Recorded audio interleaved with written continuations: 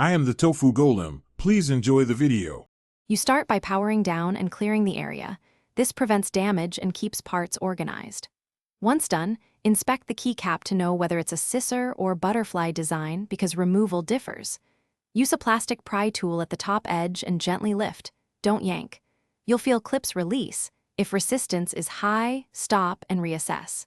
Make sure to note the orientation of any stabilizer bars so reassembly aligns correctly, and keep tiny parts in a safe tray. You now remove the retainer. Use tweezers or a toothpick to unclip the scissor mechanism, working from one side to the other so parts stay intact.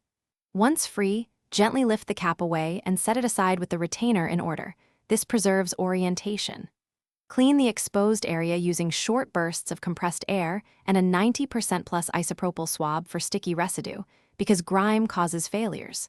Make sure not to oversaturate components. Small, controlled motions achieve the best result. You'll reassemble by placing the retainer over the switch, aligning hooks and hinges precisely so it sits flush. Then press the key cap down evenly until it clicks. Test the key to confirm smooth travel and consistent actuation. If it's still sticky, repeat cleaning once more because residue often causes hesitation. If the cap refuses to seat or feels loose, inspect clips and the retainer for damage. Broken pieces require replacement, and if needed, consult a parts listing for your Thanks for watching. Consider subscribing if we helped you today.